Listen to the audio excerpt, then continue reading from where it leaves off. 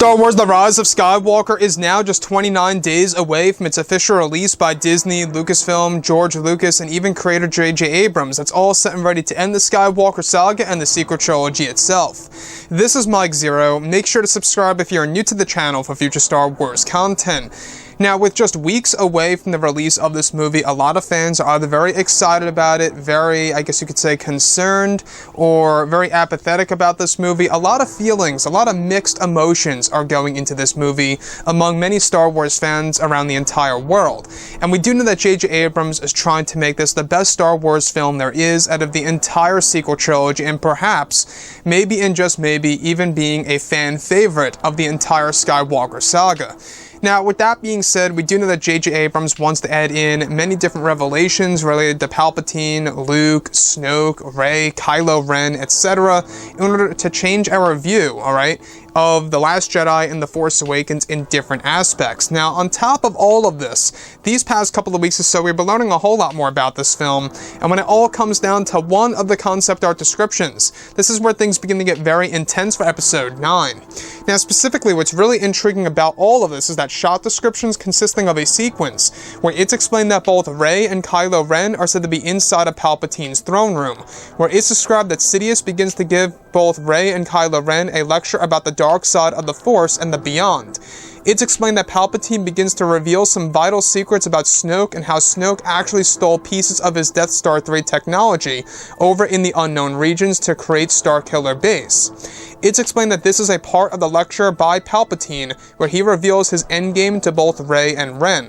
Palpatine reveals that Snoke traveled to a star system not far from Exegol, and that contained an endless supply of Death Star 3 technology that Palpatine ordered to be developed in secret over in the unknown regions before his supposed death, and that Palpatine faked his death was actually a part of his plan. Now, Sidious reveals that he could have returned to take over the galaxy, but not at the time, and needed to develop a big enough army to take over.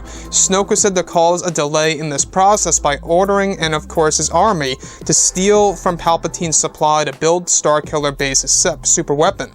This caused a rivalry even more between Palpatine and Snoke. Even though they had never met in person, they would connect from time to time mentally across the unknown regions. Additionally, it's explained that Palpatine also unveils to Rey and Ben that, of course, he knew of the Skywalker's downfall, Luke Skywalker's downfall with Ben Solo, and even tried to lure Luke Skywalker to the dark side from afar during his time on Ahch-To, and that Palpatine was able to use the Mirror Cave on Ahch-To as a conduit to communicate with Luke. However, by also masking his identity, Luke would actually often feel pulls to the dark side, but never turned, and was one of the other reasons Luke shut himself off from the Force, as he thought that this was Snoke, where really it was Palpatine. Sidious unveils that he found the pathway to eternal life through the Dark Temple in the unknown regions, that is now his hidden base and location of his new throne room, and that his master Darth Plagueis only knew of one way to eternal life, and that Palpatine discovered a better way and more practical way of living on that both Rey and Ren will soon experience. It's also described that Palpatine reveals that many of his new powers come from the spiritual realm, and that this Dark Temple that is now his new throne room is connected to that realm that is said to be connected to the Beyond. The Beyond was said to be the origins of the galaxy, and a place created by the godlike beings who call themselves the Wills. While Palpatine explains this to Rey and Kylo Ren, they begin to form a plan within their minds to take a stand and defend themselves against Sidious. This is, however, where Palpatine actually detaches himself from the Crane Machine and initiates the Force Conduit technique, draining the energy from both Rey and Kylo Ren, where they are actually said to be lethargic and on the ground at this point in time, while Palpatine goes through this immense power against them, his own advantage of becoming stronger. So let's go over a couple of parts about this. Now, the thing about Episode 9 here is you can already tell that J.J. Abrams is really trying to set up a new type of power for the Star Wars franchise. Now, the power of the Beyond, in case you guys did not know, is said to be far stronger than the dark side itself, and that really speaks volumes. It shows us how ambitious J.J. really is. He's trying to do something new with Star Wars, trying to introduce a different medium of the franchise. Even though, in my point of view, I think that they really should stick with just the light side and the dark side of the Force. That's just my opinion. I think that keeping it simple is always best for Star Wars, and that's exactly how it should always be. And making things a little bit more too complicated for casual fans may actually be a bad decision by Disney and Lucasfilm, but I digress. The other piece that I actually want to tap into here that I find to be very intriguing is that Snoke actually caused a delay in Palpatine's rise to power in the unknown regions and the development of his new Sith Empire. So Palpatine actually had a delay in this process, all because of Snoke ordering his own army to steal from Palpatine and his Death Star 3 technology. That technology was actually used to create Starkiller Base. Very interesting. And if you actually go ahead and look at the Starkiller Base beam, it's the same exact type of beam as Palpatine's new super weapons called the Annihilators. So you can see how it all matches up directly right then and there. So the unknown regions, we've never seen this region of the galaxy ever before in the Star Wars franchise in a live-action film.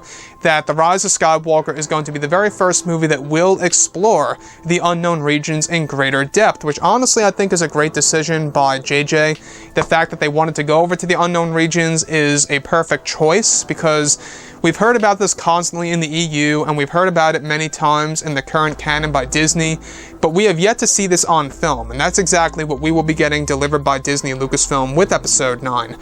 Now, I want to go over Luke Skywalker, the Mirror Cave, Ahch-To, and the Poles to the Dark Side. Now, Palpatine is said to unveil to Rey and Ren in the third act of this movie that he would be able to communicate with Luke Skywalker, and even knew about Luke's downfall and his isolation on Ahch-To, and tried to communicate with Luke and pull him to the dark side of the Force through the Mirror Cave.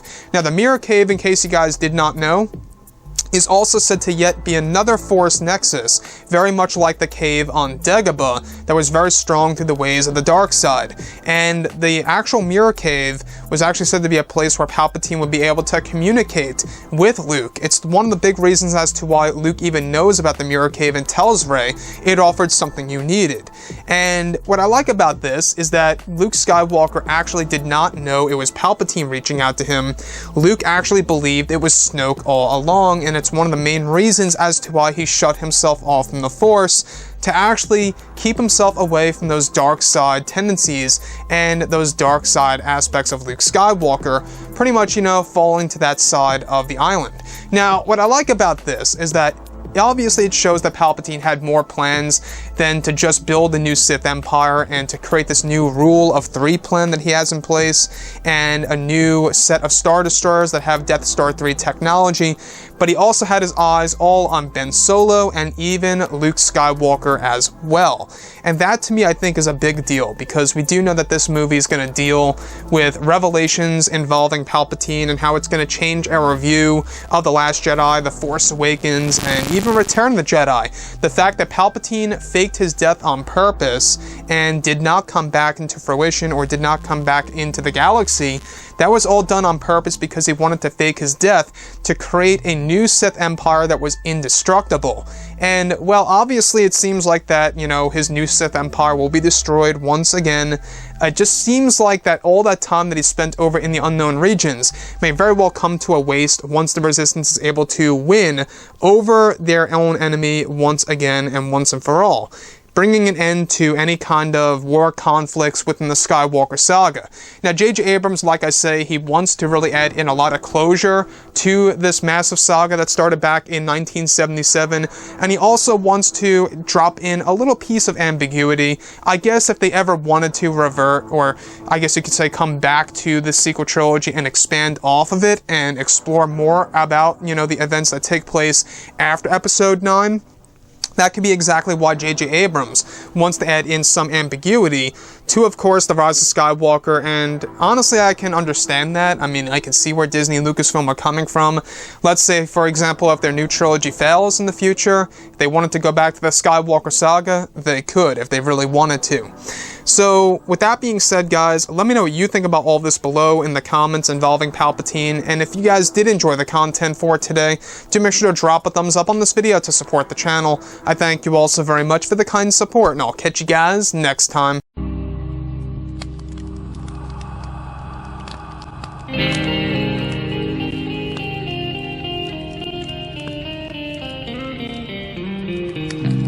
Gun